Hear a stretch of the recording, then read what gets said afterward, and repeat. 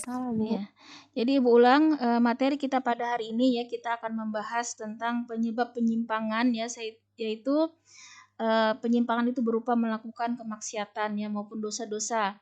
Penyimpangan maupun dosa ini sangat berbahaya ya, ibarat penyakit, sebagaimana halnya penyakit pada tubuh kita, kalau kita biarkan itu juga akan membahayakan ya, apalagi ini ya, kalau penyakit rohani ya, berupa maksiat, dosa-dosa ini bahkan justru lebih berbahaya dari penyakit lahir ya, penyakit zahir. Nah, kalau penyakit pada tubuh kita tadi ya, kalaupun kita sabar, ikhlas ya menerima ketentuan Allah, maka bisa jadi mendatangkan rahmat ya dan magfirah atau ampunan dari Allah ya, bahkan bisa mendatangkan pahala yang sangat besar ya. Sebaliknya kalau penyakit hati di sini ya berupa maksiat, kalau kita tidak segera bertobat ya, bukan hanya di dunia ya, tapi juga akan mendapatkan azab yang sangat pedih di akhirat. Karena tadi Ibu jelaskan ya di dalam Quran surat Asy-Syura ayat 30 yang pada intinya Allah sampaikan bahwa tidak ada ya kesusahan, penderitaan apapun musibah di dunia ini yang terjadi melainkan akibat dosa-dosa kita sendiri. Nah, karena itu kita harus waspada sekali ya karena dosa-dosa ini bukan hanya menyebabkan kesusahan di dunia tapi juga kesusahannya yang lebih mengerikan ya, azab dari Allah di akhirat.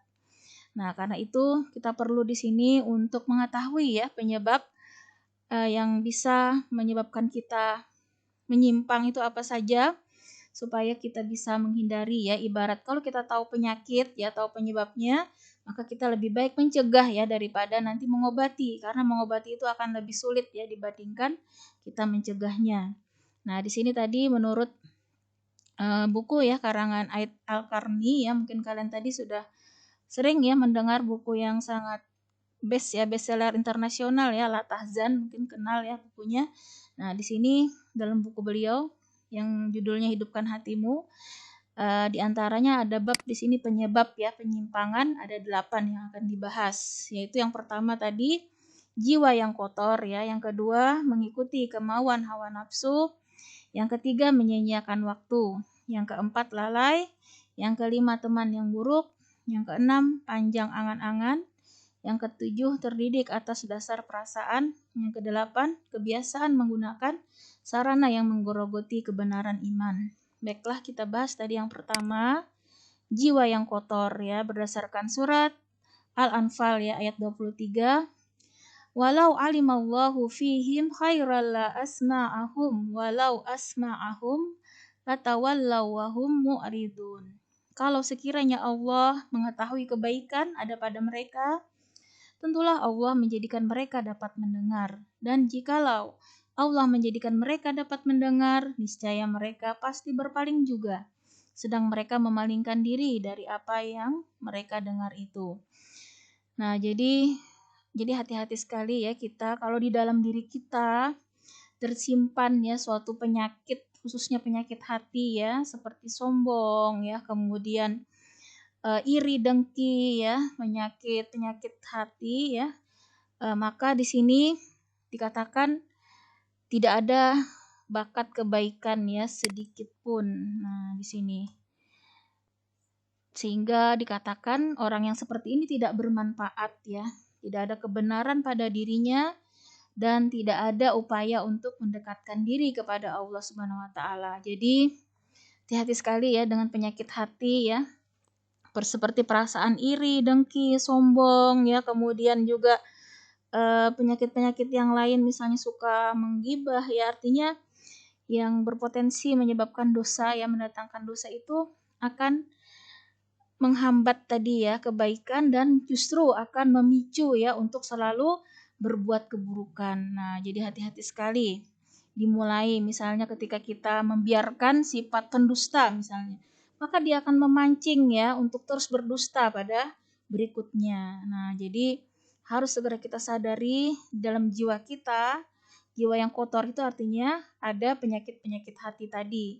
Nah, kalau kita merasa dalam diri kita masih ada penyakit-penyakit hati, maka segeralah kita bertobat, segera kita bersihkan ya, ibaratnya cermin itu segera kita sapu ya, kita bersihkan supaya kita jangan terjerumus pada penyimpangan. karena jiwa yang kotor inilah yang akan terus memotivasi kita untuk berbuat hal-hal yang lebih buruk lagi. Nah, seperti itu ya yang pertama. Kemudian yang kedua, ini masih yang pertama penjelasannya bisa juga kita lihat surat Az-Zukhruf ayat 36. Wa may ya'shu 'an dzikrir rahmani nuqayyid lahu syaitanan fahuwa lahu qarin. Barang siapa yang berpaling dari pengajaran Tuhan yang Maha Pemurah dari Al-Qur'an, kami adakan baginya syaitan yang menyesatkan, maka syaitan itulah yang menjadi teman yang selalu menyertainya. Nah, jadi hati-hati sekali kalau kita sengaja ya menjauhi Al-Qur'an, menjauhi manhaj Allah, maka Allah akan mengadakan baginya teman yang jahat yang menuntunnya ke dalam lembah kesesatan. Nah, jadi pada dasarnya manhaj ya syariat Allah berupa Al-Qur'an, sunnah itu adalah sebagai teman yang akan menuntun kita pada kebaikan. Tapi kalau kita menjauhi ya, maka yang menjadi teman kita nanti adalah teman yang jahat ya. Nah, yaitu setan dan juga baik dari kalangan jin maupun manusia ya yang tentunya akan membisiki kita selalu untuk berbuat jahat ya. Jadi bisa kita lihat barang siapa di sini kalau orang yang tidak mau ya membaca Al-Qur'an ya, menjauhi Al-Qur'an, maka dia akan disibukkan dengan yang lain, bisa dengan menonton yang tidak bermanfaat maupun misalnya nyanyi-nyanyian ya. Jadi seperti itu jiwa kita ini, mana yang mendominasi maka itulah nanti yang akan berkuasa ya. Jadi kita hati-hati sekali jangan sampai dikuasai oleh nafsu ya, yaitu untuk menjauhi Al-Qur'an khususnya. Karena kalau kita jauhi maka yang menjadi teman kita tadi adalah yang kebalikannya ya. Bisa jadi nyanyi-nyanyian yang gila ya, yang tidak bermanfaat ya, yang justru memicu untuk melakukan maksiat. Nah, misalnya kan syair-syair lagu sekarang itu naudzubillah ya, malah bikin misalnya jadi ingat-ingat si dia gitu ya. Nah, itu kan adalah penyakit hati ya. Nah, justru kita berdosa kalau kita lalai dari mengingat Allah. Maka demikian ya yang pertama tadi. Yang kedua, mengikuti kemauan hawa nafsu. Nah, di sini apabila hawa nafsu telah menguasai pikiran seseorang, ia akan menyesatkannya. Dan barang siapa yang tunduk kepada hawa nafsunya, niscaya hawa nafsu akan membunuhnya. Nih, bayangkan, kalau hati kita itu sudah dikuasai hawa nafsu, maka ibaratnya sudah mati ya hati kita itu, sehingga apapun ibarat benda mati itu kan ya mudah sekali diarahkan, dibawa kemanapun ya oleh ya orang yang menguasainya kan ya. Misalnya benda mati apalah sekarang itu HP misalnya ya, terserah yang punya kan mau diapakan. Nah, jadi hati-hati sekali kita jangan sampai hawa nafsu kita ini membunuh ya hati kita sehingga yang berkuasa akhirnya hawa nafsu ya. Nah, di sini kita lihat surat Sad ayat 26. Ibu bacakan artinya ya. Hai Daud, sesungguhnya kami menjadikan kamu khalifah penguasa di muka bumi. Maka berilah keputusan perkara di antara manusia dengan adil. Dan janganlah kamu mengikuti hawa nafsu, karena ia akan menyesatkan kamu dari jalan Allah. Sesungguhnya orang-orang yang sesat dari jalan Allah akan mendapat azab yang berat. Nah, karena mereka melupakan hari perhitungan. Nauzubillah min dzalik ya. Jadi seperti inilah ya akibat dari memperturutkan hawa nafsu, maka dia akan menyesatkan kita dari jalan Allah.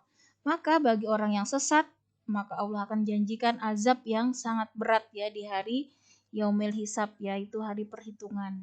Nah, jadi jangan sampai kita ikuti ya hawa nafsu kita ini ya. Misalnya nafsu bermalas-malasan ya, kita boleh tidur ya, tapi harus ingat tidur kita dalam rangka istirahat untuk mendapatkan kembali ya tenaga supaya kuat beribadah. Jangan dijadikan malas-malasan ya, itu namanya sudah hawa nafsu ya. Kalau sudah cukup tidurnya malah terus saja saking malasnya gitu ya, nggak mau melakukan apapun. Nah, ini juga berbahaya ya. Akhirnya apa yang terjadi? Waktu kita habis ya hanya untuk hal yang tidak bermanfaat. Nah, padahal tidur itu secara kesehatan pun ya maksimal 8 jam. Ini kan ada yang tidur aja seharian semalaman ya. Nah, jadi waktu kita akhirnya sia-sia ya, yang harusnya bisa diisi dengan berbagai macam amal ketaatan, jadi kita rugi sekali ya. Kemudian kita lanjut yang ketiga, menyia-nyiakan waktu. Nah, berdasarkan Quran surat Al-Mu'minun ayat 115, maka apakah kamu mengira bahwa sesungguhnya kami menciptakan kamu secara main-main saja dan bahwa kamu tidak akan dikembalikan kepada kami. Nah, jadi kata Allah, jangan mengira kita diciptakan itu hanya seenaknya sendiri gitu ya, tetapi ada pertanggungjawaban kelak ya atas waktu kita, atas usia kita, masa muda kita digunakan untuk apa? Atas harta kita, atas ilmu kita ya. Jadi kata Allah tidak diciptakan dengan main-main, bukan kita semau kita sendiri, tetapi harus mengikuti petunjuk Allah. Nah, maka ketika kita di sini tidak mengikuti petunjuk Allah, yang terjadi pasti ya jalan kesesatan ya. Nah, di sini dikatakan apabila seorang mukmin dalam keadaan kekosongan, nah yaitu tidak berada dalam kesibukan, baik yang menyangkut urusan dunia maupun urusan akhirat, maka dia adalah orang yang lalai. Nah, jadi menyia-nyiakan waktu itu artinya kita tidak melakukan apa-apa yang bermanfaat ya, baik urusan dunia maupun urusan akhirat. Nah, jadi urusan dunia pun kalau di situ kita niatkan untuk dalam rangka ya beribadah, maka itu juga menjadi pahala. Jangan sampai kita hanya nganggur, tidak ngapa-ngapain, itu termasuk ya perbuatan yang lalai yang akhirnya akan menjerumuskan kita pada kemaksiatan tadi. Jadi biasanya begitu tuh kalau orang yang banyak nganggur itu akhirnya apalah yang dilakukan, nonton-nonton nggak karuan lah, yang tidak bermanfaat gitu ya. Nah, sama sekali dia tidak pikirkan apa aja kadang diisi yang nggak karu-karuan gitu. Jadi sebaiknya waktu kita benar-benar atur, jangan sampai terlewatkan sedetik pun ya untuk hal-hal yang tidak bermanfaat. Paling nggak kita manage ya satu hari misalnya 24 jam. Bagaimana 24 jam itu setiap menit, setiap detik, setiap jam itu selalu berada dalam ketaatan ya, dalam keridaan Allah. Kalaupun kita misalnya capek gitu ya mengaji, capek sudah, kita cari ya beralih lagi yang lain, boleh istirahat berbaring sambil berzikir gitu ya. Kalau memang benar-benar capek tidur gitu.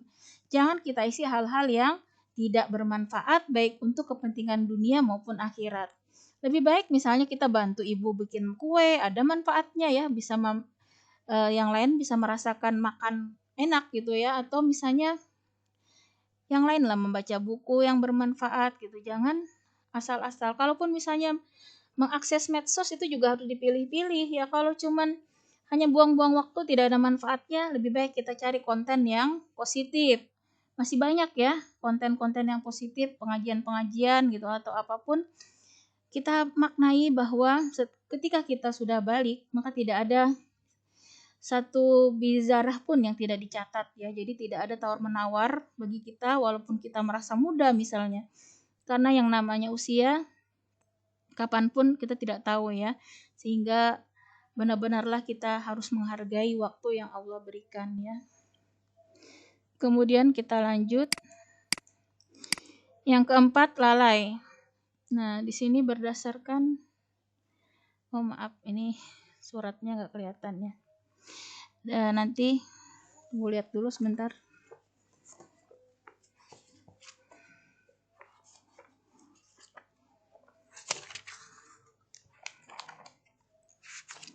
Yang keempat,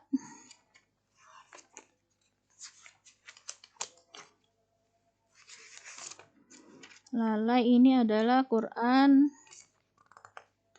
surat Al-A'raf ya, surat ke-7 ayat 179.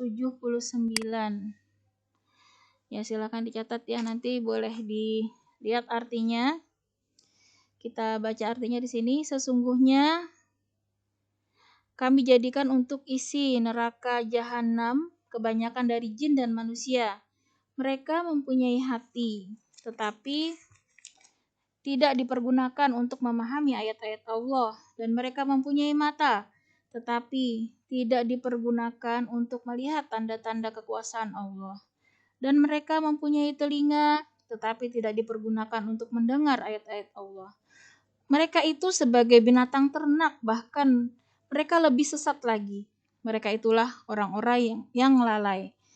Nah, jadi Subhanallah ya anak-anak, ketika kita lalai, bahkan derajat kita dikatakan lebih rendah bahkan dari hewan ternak ya. Karena kalau cuman ternak ya makan, tidur gitu ya, senang-senang, dia nggak ngapa-ngapain ya. Tapi yang namanya manusia punya tugas khusus, yaitu beribadah ya. Tidak ada lain tujuan kita diciptakan. Karena itu jangan sampai derajat kita, bahkan kata tadi Allah berfirman ya, lebih sesat daripada hewan ternak ya. Karena punya mata tidak digunakan untuk melihat tadi ya kebesaran Allah ya. Jadi sebenarnya nikmat yang Allah berikan, baik mata, telinga, ya mulut, semua yang Allah berikan nikmat pada tubuh kita ini ya, tidak lain dalam rangka tadi untuk beribadah ya, dalam khususnya di sini untuk memahami ayat-ayat Allah ya, untuk melihat kebesaran Allah ya. Kemudian nanti kita di situ mengamalkan ya di balik perintah maupun larangan Allah ya.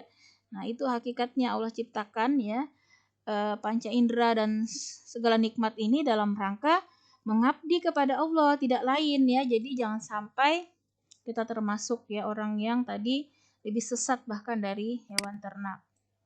Kemudian yang kelima, teman yang buruk. Nah, ini hati-hati sekali ya. Teman yang buruk ini atau yang jahat ini adalah akan menghambat ya kepada jalan-jalan hidayah dan memalingkan dari jalan hidayah. Nah, karena itu kita harus menghindarkan diri ya dari mereka ya. Bahkan kita diperintahkan dari teman yang buruk ini kita lari sebagaimana kita melihat seekor singa. Nah, kalau kita lihat singa itu kan ngeri sekali ya, berbahaya ya. Harusnya teman yang jahat lebih lagi kita jauhi ya, karena sangat membahayakan ya dari sisi agama khususnya.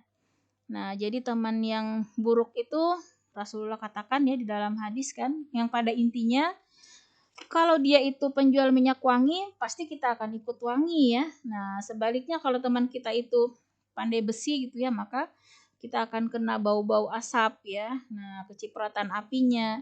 Nah, seperti itulah teman ya. Teman itu lambat laun ya, pasti akan memberikan dampak kepada kita. Nah, jadi hati-hati sekali. Teman yang suka gosip gitu ya, tanpa sadar kita juga ikut ya bergibah ya, berdosa, nauzubillah min dzalik ya. Teman yang menyia-nyiakan waktu ya, kita akan juga terikut ya. Makanya di zaman dulu salafus soleh itu mereka lebih senang ya kalau misalnya ke masjid menunggu sholat itu mereka jauh-jauhan gitu ya, nggak mau bergerombol. Karena mereka menghindari ya nanti berbicara, menggosip dan seterusnya yang tidak ada manfaatnya ya. Maka mereka mengambil tempat-tempat khusus ya, sholat, mengaji di situ ya, nggak mau ya melakukan hal-hal yang sia-sia, apalagi di rumah Allah gitu ya. Nah, ini beda dengan kita kadang ya. Nah, nunggu sholat malah sibuk ngobrol ya, kumpul-kumpul ya, itu termasuk teman yang buruk.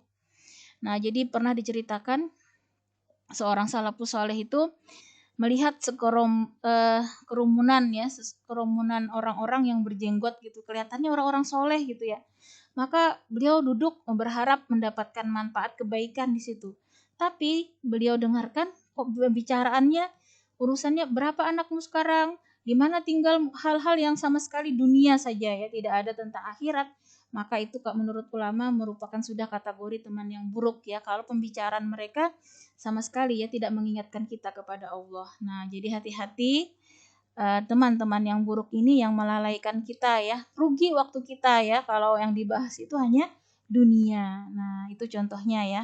Kemudian di sini dikatakan janganlah bergaul dengan 3 macam orang ya. Yang pertama di sini orang yang menyakiti kedua orang tuanya. Nih hati-hati. Jadi kalau ada teman kita itu ya durhaka sama orang tua ya, sama orang tua tidak hormat ya, bahkan mungkin dia menjelek-jelekan orang tuanya, maka ini jauhi karena dia itu mendapat laknat dari Allah. Nih hati-hati.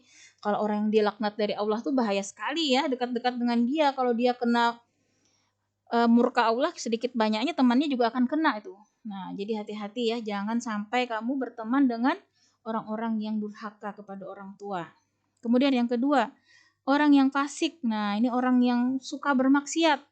Sukanya pacaran gitu ya, temanmu itu sukanya dandan, enggak karu-karuan ya, sukanya nonton-nonton yang enggak bermanfaat ya, sukanya buang-buang waktu gitu ya.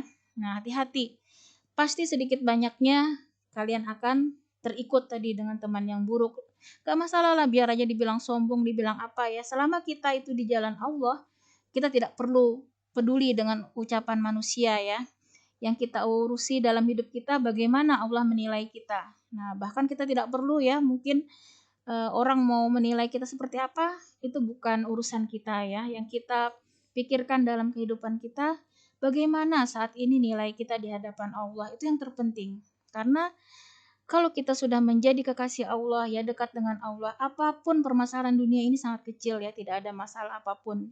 Nah, maka dari itu tidak perlu takut ya, tidak punya teman, tidak punya ini, selama kita dekat dengan Allah, maka tidak ada apapun yang bisa ya merusak ataupun mencelakakan kita ya. Jadi itu biasanya anak-anak itu takut sekali ya nggak punya teman gitu ya. Akhirnya mau saja ya ikut-ikutan geng yang sudah jelas-jelas di situ maksiat ya. Gengnya sukanya misalnya pamer kekayaan ya, sukanya ngolok-ngolokin teman ya, atau bahkan ngerokok bareng. Nauzubillah min dzalik tuh ya. Kalau teman yang seperti itu sudah itu jelas sekali teman yang buruk ya. Jangan sampai artinya itu yang fasik tadi ya, suka bermaksiat. Maka jauhilah tadi seperti kita ketemu singa. Nah, begitu ya, ngeri ya.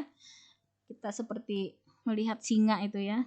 Kemudian yang ketiga ini orang yang pendusta. Ini hati-hati juga ya kalau teman suka berdusta. Maka orang yang berdusta ini biasanya malah dia akan menjauhkan kita ya pada orang yang seharusnya mungkin kita justru harusnya dia teman yang baik malah kita jauhi. Nah, sebaliknya teman yang buruk malah kita dekati akibat dusta dari teman kita tadi. Kan namanya pendusta dia sukanya memutarbalikkan fakta ya. Ini bahaya sekali. Kalau kita sudah melihat tanda-tanda teman kita ini pendusta, kalau berjanji dia tidak menepati gitu ya. Kemudian dia sering berbohong, sudah itu nggak ada tawar-menawar, jauhi ya sejauh-jauhnya tadi sebagaimana kita lari dari singa ya. Nah, kemudian di sini ada juga tipe teman, nih ada 3 ya. Kita perhatikan ya teman-teman kita. Ada yang seperti udara. Nah, kalau udara itu artinya seperti kebutuhan pokok banget ya, kita nggak bisa hidup tanpa dia ya. Nah, maka teman yang seperti ini jangan sampai kita berpisah nih ya, harus sedekat-dekatnya kita bersahabat dengannya. Teman yang seperti ini adalah teman yang mendekatkan diri kita kepada Allah Subhanahu wa taala. Karena Masya Allah ya, teman yang mendekatkan kita kepada Allah inilah nanti yang bisa memberikan kita syafaat ya, pertolongan. Jadi bahkan nih teman anak-anak ya, ketika kita punya teman yang soleh ya, solehah ya, khususnya di sini, misalnya dia mendapatkan surga yang lebih tinggi ya, karena dia sangat taat ya, ahli tahajud, mungkin teman kita itu ya, dia ahli Al-Quran ya, dia berbakti kepada orang tua, akhirnya dia dapat karunia surga yang tinggi, maka di surga nanti dia bisa ya membawa kita ya dengan syafaatnya. Misalnya kebetulan kita nih ya namanya kurang amal ibadah, banyak dosa mungkin ya, tapi karena kita sahabat akrab dengan dia, maka ternyata Allah bisa karuniakan kita derajat surga yang sama dengan dia. Masya Allah, beruntung sekali ya kalau kita punya teman-teman seperti ini ya, teman yang bisa mendekatkan diri kita kepada Allah. Maka kalau kita punya teman seperti ini, kita jaga baik-baik ya hubungan dengan dia ya, untuk bisa bersahabat selamanya di dunia maupun di akhirat ya, karena teman-teman seperti inilah ya yang akan menyelamatkan kita ya saat kita di dunia maupun di akhirat ya. Jadi seperti udara tadi. Yang kedua, ada juga yang seperti obat. Nah, jadi kalau yang seperti obat ini memang kadang dia bermanfaat ya pada saat-saat tertentu ya. Seperti kita obat ya, kalau kita sakit bisa aja kita pakai ya. Tapi kalau kita nggak sakit kan nggak berguna ya. Nah, kalau teman yang seperti ini bergaul seadanya saja, artinya kita tidak berlama-lama dengannya ya. Jadi ketika kita perlu saja misalnya seperti orang penjual roti lah misalnya, ketika kita mau beli roti ya kita datangi gitu ya, tapi kalau kita sudah tidak perlu kan ngapain kita duduk di situ terus ya kan, ikut berjualan gitu kan, nggak ada urusannya, malah nanti menyia-nyiakan waktu ya. Jadi seperlunya, kalau memang teman kita ini bermanfaat ya kita berteman seperlunya ya, kalau sudah tidak ada keperluan, ya sudah kita tidak usah berlama-lama. Ini teman yang seperti obat ya. Ini masih bisa ya kita berteman dengan orang seperti ini. Nah, ini tipe yang ketiga ini ya, yang seperti penyakit. Nah, kalau yang ini benar-benar nih ya harus dijauhi karena dia seperti racun. Nah, karena dia akan mematikan ya bagi kita. Ini bahaya sekali teman seperti ini ya. Karena yang namanya penyakit yang dapat menularkan lagi ya. Nah, jadi kita harus jauhi teman yang seperti ini karena dia akan membawa kehinaan di dunia ya maupun di akhirat ya. Ini tadi teman-teman yang buruk yang sukanya melakukan kemaksiatan ya. Jangan sampai nih berteman dengan yang seperti ini ya.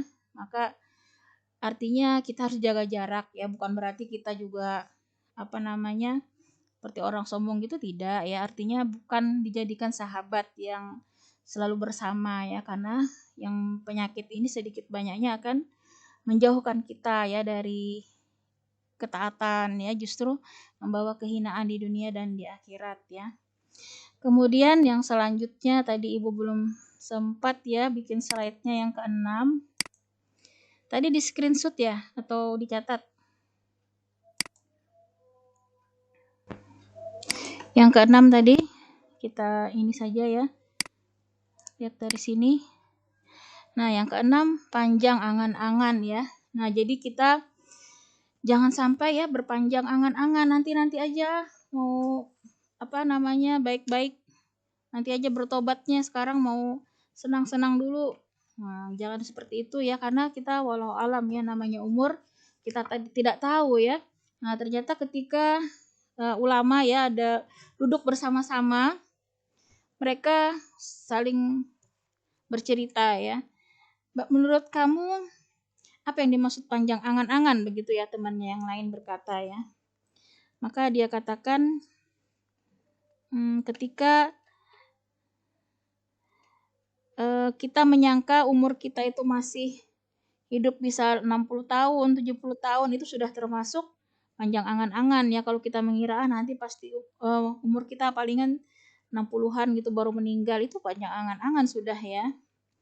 Nah, kemudian yang lain lagi ya, temannya yang lain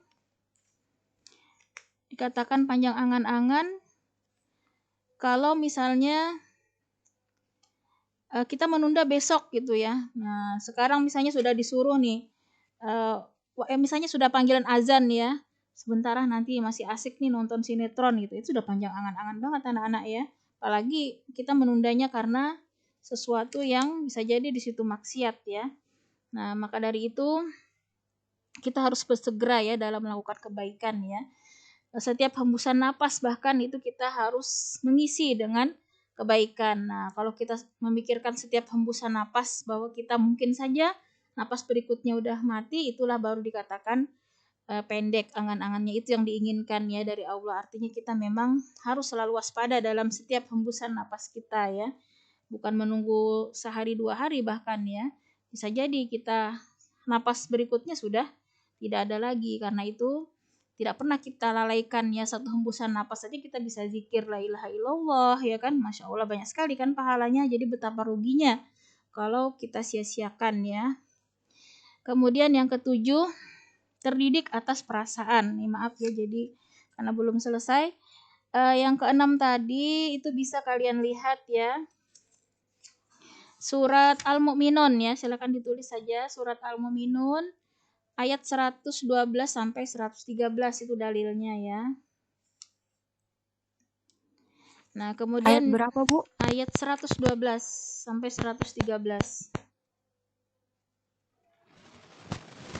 Surat Al-Mu'minun itu surat ke-23. Nanti dibuka sendiri ya, karena waktu kita ya sekitar masih 5 menit lagi.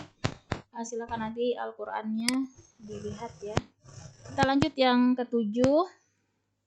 Terdidik atas dasar perasaan. Nah, di sini jadi hati-hati sekali ya kalau berbuat sesuatu itu mengandalkan perasaan atau sesuai selera ya.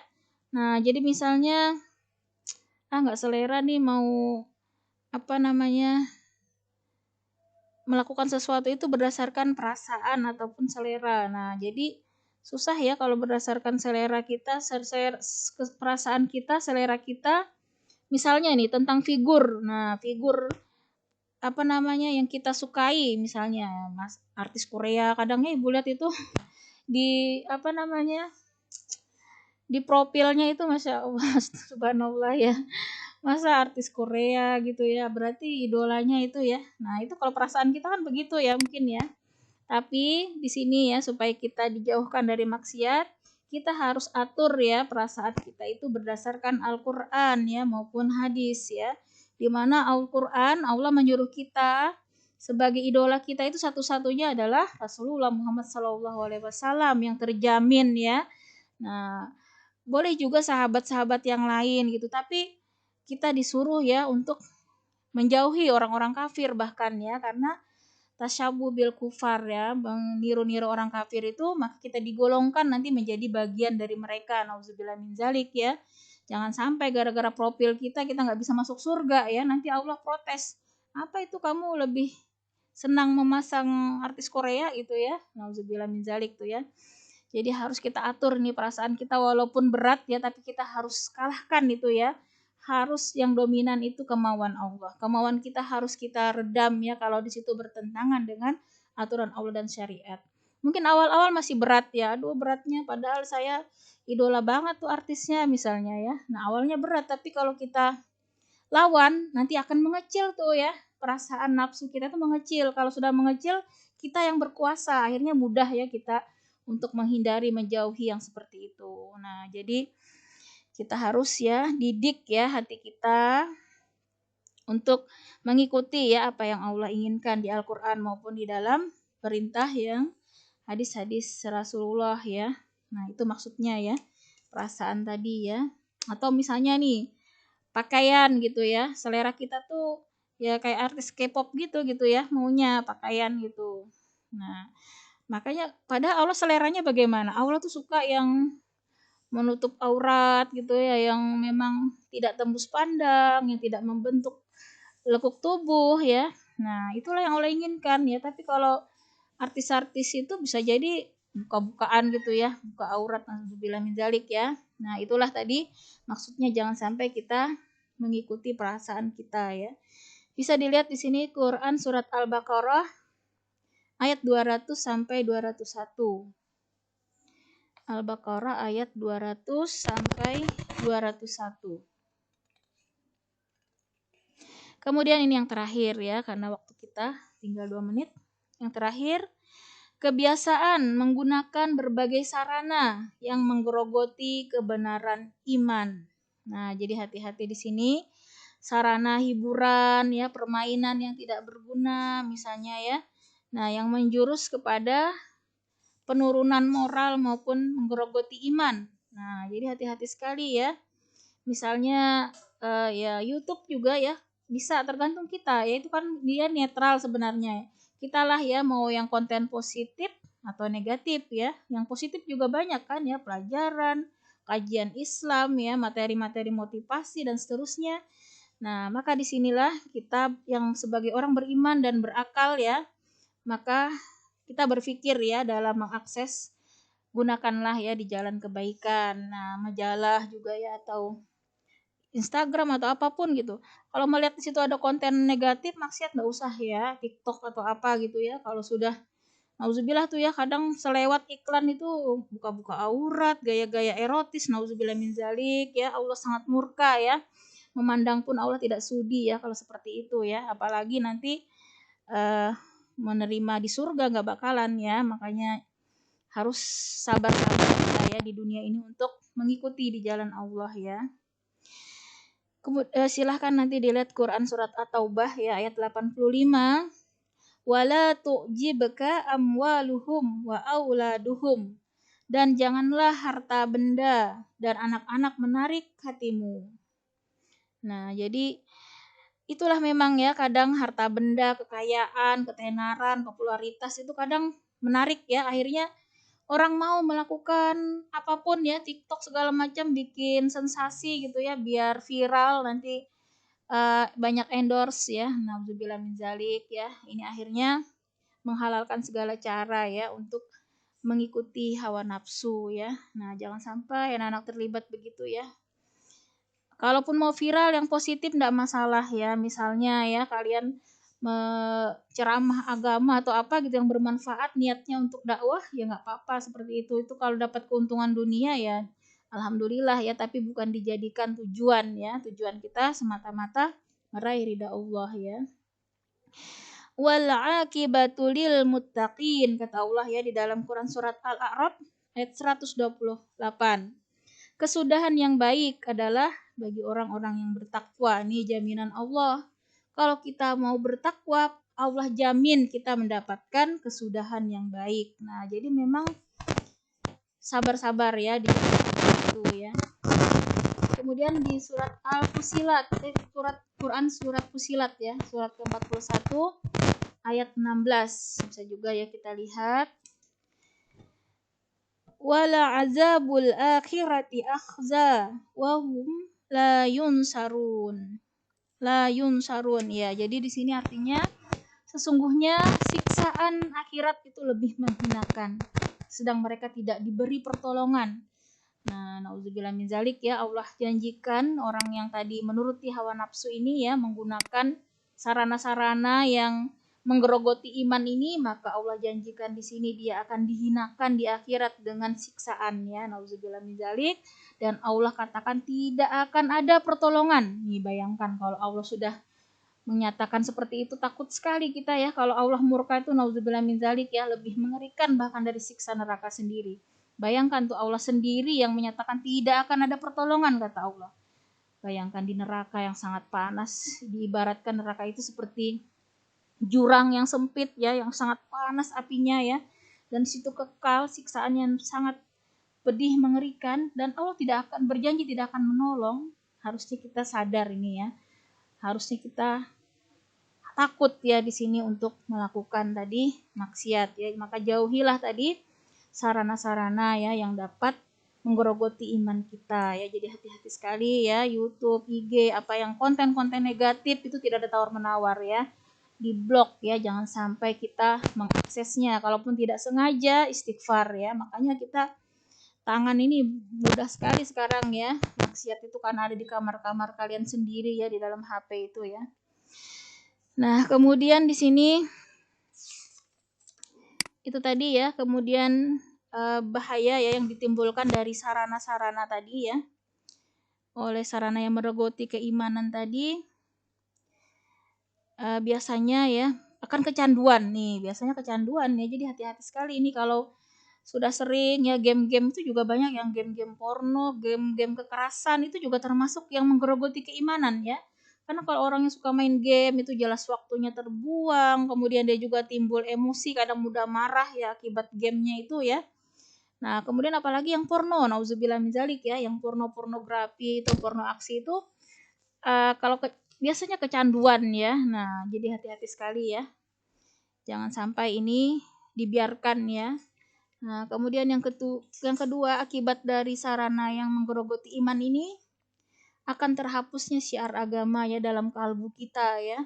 Nah, sehingga dia malas sekali kalau ngaji gitu, mendengar pengajian itu kayak apa ya? Males gitu ya, nggak ada senangnya sama sekali. Baru lihat aja udah dijauhi, cari yang lain. Itu tuh tanda-tanda sudah ya, tanda-tanda sudah dikuasai tadi ya oleh sarana-sarana yang merusak iman kita. Dia tidak peduli lagi tadi ya, ayat-ayat Allah itu tidak ada takutnya ya. Nah, senangnya itu mengakses gitu ya dari luar yang justru tadi menggerogoti iman kita. Kemudian yang ketiga ya, padamnya keteladanan di dunia ya. Nah, pada zaman dulu itu memang sedikit saja maksiat itu ya, mungkin kalau sekarang tuh kita anggap kecil, padahal di zaman dulu itu dianggap besar ya. Ini karena kebanyakan manusia udah banyak yang lalai. Nah, ini kita lihat sekarang kan akibat banjirnya medsos ini ya. Kita lihat yang ditonton biasa aja kan, kalau orang nggak berjilbab gitu ya, kita melihat apalagi yang seksi-seksi tadi di TikTok kayaknya biasa gitu. Nah, mendengar pembunuhan juga biasa gitu ya. Nah, itulah akibat dari sudah mendominasinya ya sarana-sarana yang merusak. Padahal kalau zaman dulu ibu masih ingat ya, zaman dulu ibu masih kecil itu TV itu cuman TVRI ya, dan itu pun tontonannya bener-bener ya diseleksi seketat-ketatnya. Jadi kalau siang itu kan dulu TV-nya itu baru dari jam 5 ya, hidupnya zaman dulu lampu ya, listrik itu. Jadi dan itu pun yang ditonton benar-benar yang bermanfaat ya, dulu tentang pertanian gitu ya, tentang info-info pendidikan. Sama sekali itu kalau ada yang ada unsur seks dan seterusnya itu benar-benar disensor ketat ya. Jadi zaman dulu tuh tidak ada akses ya untuk melihat sinetron seperti sekarang ya. Cinta-cintaan nauzubillah ya, nggak ada. Jadi nah sekarang akibat sudah menjamurnya medsos ya, banyak sekali konten negatif, akhirnya kan orang biasa ya. Dengar pembunuhan kok kayaknya biasa, bahkan dengar mutilasi pun jadi biasa. Malah latah ada yang ikut nauzubillah min dzalik. Nah, itulah akibatnya ya. Akibat dari menjamurnya tadi ya sarana-sarana negatif di masyarakat, akhirnya masyarakat kita seperti tidak peka lagi ya terhadap keburukan. Kalau dulu ibu masih ingat ya, ada anak cewek cowok jalan aja bareng gitu tanpa sengaja, padahal itu masyarakat udah mencemooh tuh, udah diolokin gitu ya, pacaran pacaran tuh kayaknya dosa besar banget zaman dulu itu ya, tabu sekali. Tapi sekarang nauzubillah ya, naik motor berpelukan nauzubillah min zalik ya, orang juga biasa aja. Bahkan kemarin berita-berita ada yang asusila di trotoar di mana nauzubillah min zalik ya. Nah, itulah ngerinya sekarang ini ya, akibat dari ini tadi ya, sarana-sarana ini sudah menjamur tuh kan akibat nonton YouTube, nonton yang pornografi, porno aksi tadi ya. Jadi di dunia itu udah tidak ada keteladanannya. Kemudian melemahnya ya. Jadi akibat dari ini tadi kita akan lemah ya tentang ilmu agama ya. Lemahnya ilmu agama. Jadi malas sekali, coba lihat sekarang itu. Yang mau kuliah jurusan tafsir Al-Qur'an gitu ya, bahasa Arab tuh udah jarang-jarang ya. Anak-anak sukanya yang bagaimana cari jurusan nanti bisa jadi orang kaya gitu ya. Nah, beda sekali kalau zaman dulu ya, justru yang diminati bagaimana bisa jadi ahli Quran, bagaimana bisa paham gitu ya tentang syariat Allah. Jadi yang dulu tuh, ibu ingat masih zaman dulu tuh yang difavorit itu masuk MTS dulu ya, atau MA gitu, pokoknya sekolah-sekolah yang agama-agama kalau zaman dulu ya. Nah, inilah salah satu ya akibat dari ini tadi, sarana yang negatif ini sudah menjamur. Kemudian penyakit meniru ya di kalangan pemuda, ini juga pemuda sekarang kan, kalau cara makan ya, cara jalan, cara apa saja itu, sukanya meniru-niru. Apalagi sekarang tuh kiblatnya Korea ya, makanan Korea tuh lakunya ya, ada berbau Korea-Korea gitu, atau pakaian gitu ya, gaya-gaya Korea gitu. Nah, inilah sudah ya akibatnya. Padahal Allah jelaskan kalau kita mengikuti ya orang kafir itu, maka kita digolongkan dari kelompok mereka ya. Jangan berharap nantinya diakui sebagai umat Rasulullah ya, karena kita bukan mengikuti Rasulullah, tapi justru mengikuti orang-orang kafir itu ya. Nah, kemudian juga itu ya, meremehkan tadi akhirnya ya, meremehkan larangan Allah, seperti misalnya melihat yang pornografi, porno aksi seperti biasa saja. Pemuda sekarang nggak ada melihat ciuman apa tuh, nauzubillah ya, kayaknya biasa aja gitu ya akibat tontonan film-film itu ya, karena keseringan lihat sudah biasa, padahal besar sekali dosanya di sisi Allah ya. Bahkan yang terakhir ya, akibatnya bisa timbul kekaguman justru kepada orang-orang kafir ya, orang barat yang melihat, kayaknya kalau lihat itu yang dipertontonkan kan sekarang kekayaan, kemewahan, gaya hidup yang kayaknya hedonis ya. Maka sekarang itu orang dengan bangga misalnya dengan pakai tas yang ratusan juta, bangganya kalau naik mobil mewah gitu ya, rumah-rumah yang perabot mewah gitu. Padahal di zaman Rasulullah justru itu ketakutan yang sangat ya, ketika mereka mempunyai harta, mereka takut sekali kalau itu nanti memberatkan timbangan amal ya. Nah, beda sekali dengan orang sekarang, malah bangga ya dengan kekayaan, dengan harta dan seterusnya. Nah, demikian anak-anak. Mudah-mudahan Allah memberikan kita senantiasa hidayah ya untuk istiqomah di jalan Allah ya. Demikian kita akhiri. Assalamualaikum warahmatullahi wabarakatuh.